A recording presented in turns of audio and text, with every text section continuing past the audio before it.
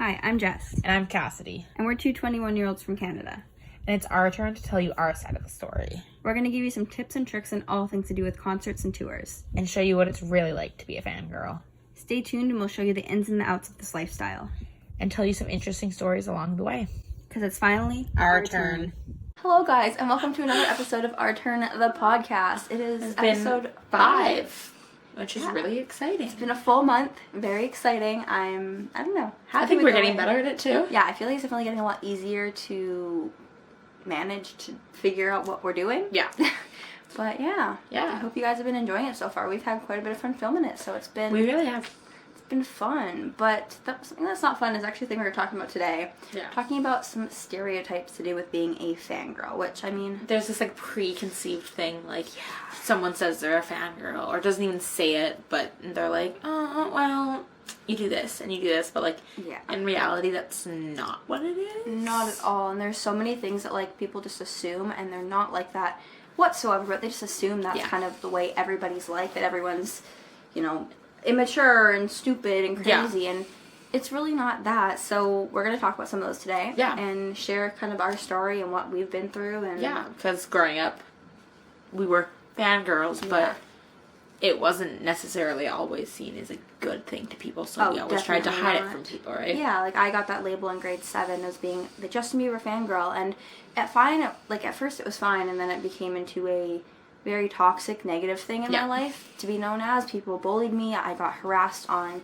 social media, like Twitter and stuff, and it was just not a fun time. And over time, I kind of was just like, you know what, I don't really want that image anymore, and I tried to hide it, but it's not something that anybody should have. In the past couple of years, we've gotten a lot, like, we don't really hide it anymore. Oh, like, definitely not. If you, like, years ago, if you would have gone on my Instagram, I wouldn't have been, like, posting about, like when One Direction had their 4-year anniversary. You would not have caught me posting on my main Instagram being like, oh, I'm so proud of you.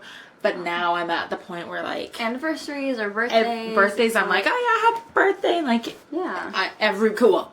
And everybody knows now because we're not ashamed of it. Exactly. anymore. And just kind of people embraced it because that's just kind of part of who we are in a way. Who we are, and, like, that's how I met my friends too. So to me, the people that I care about seeing my things, they're all the same as me anyhow. Yeah.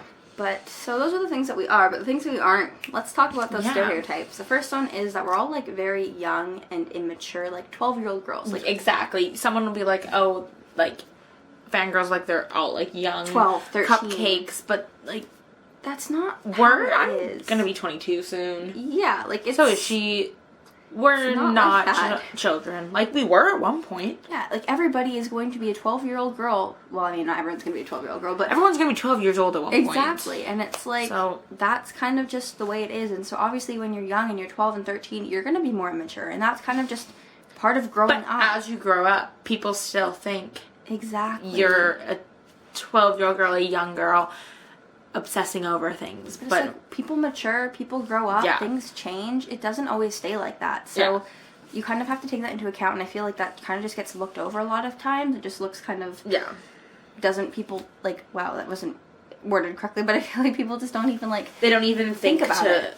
Be like, oh, just because they're a fangirl doesn't mean they have to act the same as they would if they were 12 years old. And, like, there are going to be those younger fans that kind of put out that image, but that's because they are 12, and they are young, and they are mature, and not everyone's going to be like that just because certain fans are, so... And, like, people will look at, like, bands like Why Don't We, for instance, a bunch of people are always, like, people that aren't fans of them are always like, yeah, all their fans are so young, but in reality, like, there is a lot of young fans. I will admit, a lot of people on Twitter are young, but we also have so many friends that are 18 plus. Yeah, and like, it just kind of is your group of people. Like, the younger fans are friends with the younger fans, and the older fans are friends with the older fans. Like, it's just the way it works. And even some of the younger fans, like, I'm in a couple of group chats, and there's some younger people. Yeah. They do not act immature, or... So, just because you're young doesn't mean you have to be immature either. But people think because you're obsessing over a band or an artist that... you have to be immature to do that. Exactly. And you're not growing up when doing it. But in reality, it doesn't have to mean that. Yeah, no, not at all. And, like, it's the same sort of way with, like, in school. There's going to be some people that are younger and get along with older people, and Yeah. people that are older that get along with younger people, and it's just based on somebody's personal like personality, things you like, mutual interests, and that's just how you make friends. maturity level, and Friends. yeah, people grow up and they have to go through different things, and it kind of just plays a part in that, and everybody's different, so you can't just like label everybody as, oh, you're a 12-year-old girl. Like, no, not everyone's like, gonna be a 12-year-old girl forever. Exactly. The next thing is that people think that we're all crazy. Kind of goes along with the whole 12-year-old thing, but people think we're insane. Which sometimes... It is true. It is true. I will admit it. I'm not always sane. No. But we're not, like, insane. No, we're not like that, you know, stereotypical, like, movie... fangirl where it's, like, all dressed out head to toe in merchandise, going to a concert, when they see the artist screaming at the top of our lungs. Crying. I cannot stand it when that happens. Like, the screaming at the artist, like, I was... there's times, and then there's times where it's not okay. Like, if they're on stage, sure, go for it. But there's people that... Everybody thinks that, like, a fangirl's, like, running down the street, chasing after somebody, screaming at them, ripping at their clothes, freaking out, writing, you know, their name or song lyrics all over their body. And that, a lot of the time, is the younger fans. It does come with maturity. And I'll admit it, a lot of the stereotypes do fit when you're, like, 10, 11. Exactly. And, like, really young. Because that's what you've seen in movies, and you're like, oh, that's what a fan does. Exactly. And that's just kind of the way it goes into play. But that's not how everybody is. Like, I was never somebody who was okay with invading people's personal space or privacy or freaking out. And I feel like that is based on some people. Like, I, for instance, was at a hotel one time, and I knew where Shawn Mendes as well as these YouTubers who I was actually trying to go meet were. And people were, like, yelling and banging on the window at, like, a gym. Like, trying to get Shawn Mendes to come outside of the gym. And I went full mama bear mode. I was, I think, 16 or 15 at the time. And I'm like, you know what? This is not okay. And I looked at the kids who were doing it, and I'm like, you can't be doing this. Like, you can't be banging on it. I promise you he's not going to come out. That's such a, like, disrespectful thing to do. You need to stop. And they're like, oh, yeah, I guess, like, if I was in his shoes, like, I wouldn't want people banging on the windows and taking pictures while I was working out. And they kind of understood that, but not everybody understands that at first. Well, I had the same sort of situation when I was in Australia. One of my favorite artists at the time was doing, like, a little meetup with a band that was opening up for him on their tour the next day. They were doing a little meetup in Melbourne, and it was at an amusement park. And we were all waiting for them to get there, and they got there, and all of the younger ones started trying to chase their van, and, like, were screaming, and me and a couple of the older ones were like, if you keep doing that, they're gonna stay in the van. Exactly. You're not gonna have them come out, they're not gonna want to meet you guys.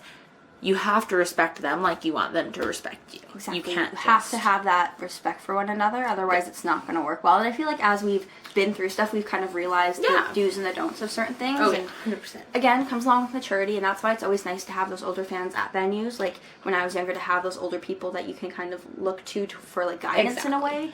And because and you like, would not catch us screaming. When they, like, when they were, like, walking towards us, you would not catch us screaming at the top of our lungs. Definitely If it was a little kid, you would totally expect that. And again... But then the times when it's okay to scream is... At concerts. At concerts? Go ham. Crazy. Go because insane. that is the best, and it makes it a better experience. Oh, 100%. But they want it then. They want you to be loud and energetic then. Exactly. But when they're walking into the venue, they don't want to... No, don't want to be, like, harassed and, like, attacked. Exactly. Speaking of harassed and attacked, another stereotype is that everybody is a stalker. Which is not true. It's like, there's stalking celebrities and then being a full-on stalker, and they're completely different things. And 100%. A stalker is somebody who goes and invades somebody's privacy, goes to their house. My dad likes to think places. we are stalkers because of how often we meet but celebrities outside of a meet and greet. But we're not going and, like, invading their personal space. There's so many of us just waiting outside of the tour bus. Like, tour buses or they're parked at the venues, exactly. Or venues. Airports, like...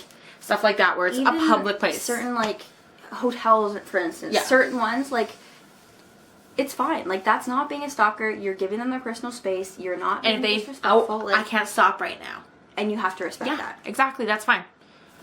Yeah, but, like, that's totally fine. But you have to understand that there's kind of that fine line in between being a stalker and just stalking a celebrity in a sense. And you have to make sure you're not crossing that line because it gets to be creepy and scary. And that's kind of where that... And that's where that stereotype comes from, is because there are people that do it. But also, But that's not what makes a fangirl. Exactly. And I feel like the sense also came from fangirls have said, oh, I'm going to go stalk this person today.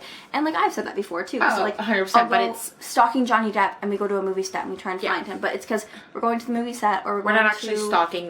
No. It's just the phrase we use. When Exactly. we're like, I'm going to go downtown and stalk Sean. Exactly. But by stalk, we mean we're just trying to meet him. Exactly. But we're not going to... casually be at the beach where we think he might be and bump into him in public. It's not, I'm going to follow him around and hide in his hotel room. Yeah. Never once when we've met someone have we ever followed them when they were leaving. No. Which I have. In Australia, I had people do that. Yeah. They were just following them. I was like, okay. Like, you can't. Stop. Where are you going? They'd stop and talk to you if they want to talk to you. If they're going away, they clearly want to go away. And that's kind of that fine line that people need to realize. Not all of us are like that. I mean, there are some, but most of us aren't like that. Most of us are regular people. Exactly. Speaking of regular people, also with school, I feel like a lot of people think that we're just like those dumb, bad grades, dropouts. Think that, like, because we obsess over an artist or a band, that makes us stupid and that we put all of our brain into that. And that we have no time for anything else. Exactly. Yeah. Which is not true at all. Growing up, I was a fangirl, but I played like 3 or 4 different sports. Yeah. I did like, in Canada we have a thing called Girl Guides. Like, that wasn't the only thing I did, but people were always like, you spend all your time focusing on this person that doesn't know you exist. We both had really good grades in school. Yeah. Like, I was honor roll my entire high school experience. Me as well. I did sports, I did got lots of trophies, medals on my wall, and it's like, we liked going to concerts, but that wasn't the only thing we didn't only always focus on the same and actually, in thing. fact, it was like I planned my concerts I was going to around my softball schedule or around my school stuff. If I had, a tournament that weekend, I wouldn't buy tickets to the show, or if I could make it work where I could go to the show after the tournament, I would. But I wouldn't never buy, like, there's competitions, there's tournaments that I've had to miss concerts for that I really wanted to go to, but it just is kind of the way it works, and it sucks, but it's like, there's other things in life besides seeing an artist live, and... Yes. But a lot of people think that it's not that way, and I've heard this audio all the time, and it's wasting... I'm scared to walk in. I've heard this audio all the time, and it's you're wasting your childhood obsessing over these people who don't know you exist. And I don't think that I wasted my childhood doing that at all. I had the best memories. I made some of the best friends just because, like, I liked a certain song or a certain artist. And exactly. I don't think that's a waste, because if I'm not sure I wasted my childhood, because that's the only friends that I have from high school that I even talk to. There's one person. Are the ones that like the same music. I have one friend that I still talk to from high school, and the thing is, we became friends because we were both the same sort of people. Exactly. And besides that, it's like... That's how me and my one friend I talked to from high school constantly became friends, is One Direction was coming to town. Exactly. Who were we going to go with? Each other. Exactly. And I feel like people think that's like, oh, well, you're wasting your money. Like, why would you do this? Why would you do that? Like, you're wasting your time. But really, these are the memories, and I would so much rather have a good memory than a tangible item. And, like, I'd rather spend $500 on a concert ticket than $500 on a new pair of shoes. Like, and that is... anytime. I said that to my assistant manager last year, said something like that to me. She was like, so you're not going to buy new shoes, but you'll go and buy that VIP ticket. And I'm like, yes, I would much rather have a memory than a materialistic item. Mm-hmm. Like, 100%. I don't need a new pair of shoes, but I would love to have that memory, because that's something that makes me happy. Exactly. But that doesn't mean that we're wasting our money on it and using all of our brain power for that one thing. Exactly. It's actually... We both went to post-secondary. Yeah. We both graduated college. Like, we both... Graduated high school. Like, done everything that average people do. We both work a normal job. We both work at a grocery store. Which I guess I was going to say a normal 9-to-5 job. But we don't work a 9-to-5 job. I work a 7 to 3. I'm going to work a 6 to 2. But... even better than a 9-to-5. But we both work a normal job. Yeah. So it's not like it's crazy. It's not like we're not like... And I don't mean like we both work a normal job, saying that like other things aren't normal job. I'm going to cut that whole part out. I'm going to restart my thought process. We both have jobs. It's not like we didn't go get a job because we were too busy focusing on this artist and watching all of her stuff and doing all this stuff all the time. We do like doing that in our spare time, but we also do things that don't involve them at all. Like, at all. So, yeah. Is that pissing you off? 'Cause it's pissing me off. Yeah. But both of us, like, I went and I finished my schooling and I got a job that was in my field, and so did she. I did. I mean, both of our jobs are closed right now because our fields are things that are open. Can't do during a pandemic. Exactly. But we both got jobs that were related to the thing we studied, which Exactly. was, you know, hers was to do with music. Which we're going to talk about after, is how some of the traits that you Yeah. have as a fangirl can actually be a huge advantage. Oh, it's huge. Yeah, like, actually, let's start talking about that now, because, like, I got a job in the hospitality industry, which is a huge thing with, like, customer service and connecting with people, and I feel like being able to go to concerts, and, like, I've ran or helped run so many different fan projects, and being able to organize something and, like, orchestrate, like, something on such a large scale by contacting venues, contacting radio stations, contacting other fans. Exactly. It's a huge marketing thing at the end of the day. Like, Exactly. I have contacted radio stations in hopes that they would partner up with me and do marketing campaigns for these fan projects, and unfortunately it didn't happen because, like, it was my first one I ran and it just wasn't up to what I thought it would be, but it worked, and it was a actual arena, and it worked, and there were signs, and people were happy, and it worked well, and it's something that took a lot of time and effort, and if I wouldn't have, like, had my, like, grown up, like, throughout high school and stuff, being a fangirl and seeing other people, I would have never been able to kind of figure out how to do that, and now I can take those tools and bring it into, like, a workplace and, like, marketing, or just, like, design stuff, or figuring out how different things work. It's beneficial, like... Yeah, exactly. And, like, for me being a fangirl growing up helped me decide what I wanted to go to school for. Because growing up, my favorite thing to do was go to concerts. There was, like, it was the happiest I was, and so it was fun. So I was like, I kind of want to work in the music industry. I love music. I can't play an instrument, but I like the atmosphere it's in. So I was like, okay, well, let me go to school for that. Went to school for that, and then when I was interviewing for my job that I had pre-COVID, a huge thing was because it was a theater, so I was the event supervisor. So I was like, when I did my interview, I was like, I go to so many events.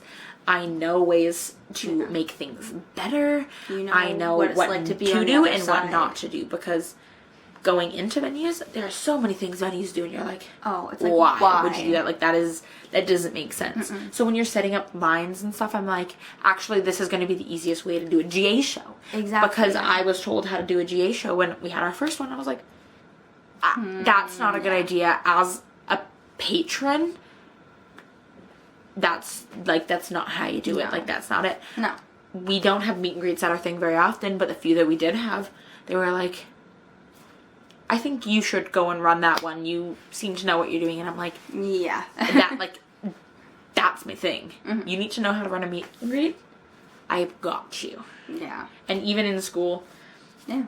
For school, for me, it was like a weird thing. All of them were like, oh, it's kind of weird that you're in this program because you're like a fangirl. Like, it's kind of like, I don't really understand. And I was like, it's because we understand. But everything I've learned growing up about all this kind of stuff, so keyed in to all of it. Like, we were talking about merchandise in school, and everyone else was like, I don't really want to talk about this. And I was like, I want to talk about it. I want to talk about what's behind merchandise, because even one of my classmates said to me one time, he was like, you could have your own little merch shop out of your closet, couldn't you? And I was like, definitely. You're blind, you can't even see the clothes I wear, and you know this. Oh, but, yeah.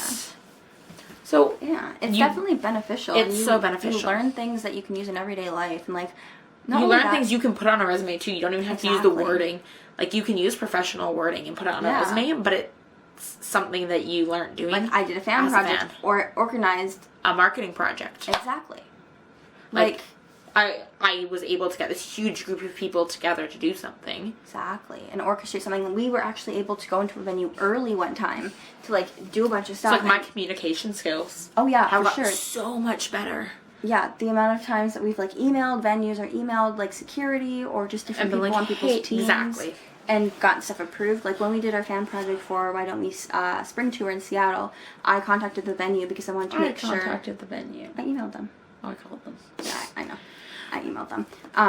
But I emailed the venue and I was like, wanted to make sure this project was okay. Like, I know there's like a clear bag policy, blah, blah, blah. Yes. This is the paper. This is all the stuff. And I had like the thing on my phone, so I knew if we showed up to the venue with 500 plus signs, they'd be like, okay, like, go ahead, like, we've already approved this. And so we got approved by them, and then we got it approved to be able to bring the papers in, because they had originally on their website no posters. Yeah, and we're like, well, this isn't a poster. And so we kind of explained it to them, and then when we got there, we had gone in for VIP, and I had contacted the venue a little bit earlier about trying to get in early. We contacted them a bunch before, and they kept saying no. At first. But eventually I had gotten the name of someone, and then I found him after my VIP, because I was one of the first people that went through. So I found him after my VIP with a couple of my friends that I was with. She was still in line up for VIP because she was later on.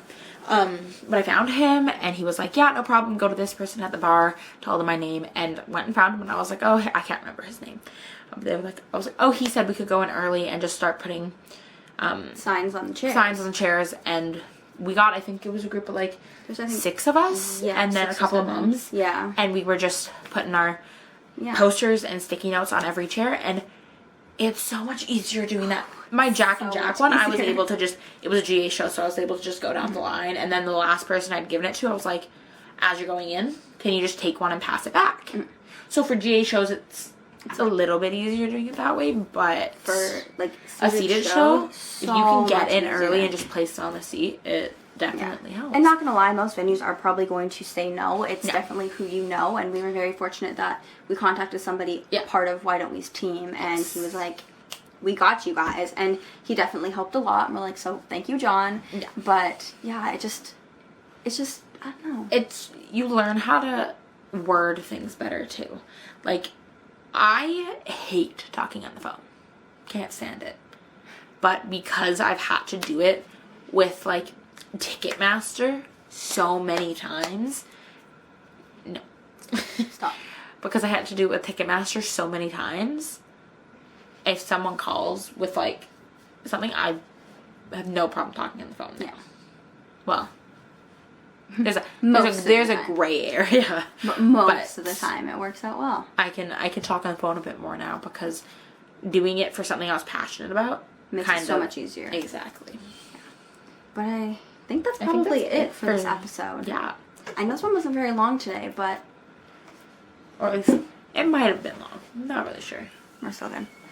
I know this one wasn't very long today, but I feel like that's kind of covering all the points that I really want to talk about, and kind of don't be afraid to be a fangirl. Yeah, like, I know when we were younger, we tried to hide it.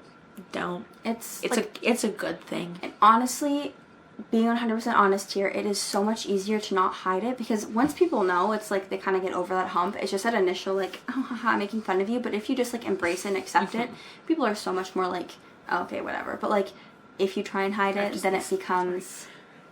Thank you. I know, I say it's weird. Shut up. Then it becomes something that people are, like, gonna attack you about if they find out, because it's a secret. And if they find out a secret that you're trying to hide from them, then it becomes an issue. So just embrace who you are, and you will find some of the best people. Like, 100%. At school, online, wherever, you can meet some of your best friends by just being yourself. And another example is, I'm gonna shout out Jade again. We did that in, I think, the first episode. But she was able to make, with her co-founder, Cassie, they were able to make an entire business and foundation out of being a fangirl. That's what, like, even on, like, their application thing at the bottom, it says, if you're not a fan, if you haven't gone to a concert in the past month, don't apply. If you don't have a Twitter, I mean, pandemic's a different thing. But, like, Twitter, like, I probably wouldn't give my Twitter to a job application, because there's some stuff on there from, you know, when I was actually 12 years old. But and Twitter's, like, my, like, safe place. Like, I wouldn't give that to a job application, but I have the experience with social media because of that. Yeah, exactly. So. Yeah, I don't know. Yeah. I think that's probably it then. Yeah. Where can people find you if they want to find you elsewhere? If you want to follow my Instagram, it is at Kassidy Lesser. Kassidy with a K. I sometimes I mention that, sometimes I don't. And then my Twitter is at _Kassidy page. And my Twitter is at _It's Just Taylor. And my Instagram is jfolds1195. Or you can also find me on YouTube at It's Jessica Taylor. Well, yeah. And if you want to find both of us on Instagram, you can also find us at Our Turn Official. Yeah. And yeah. I think that's pretty much it. Yeah. So thank you guys for watching another episode, and we will see you next Friday. Yeah. I'm excited. Bye.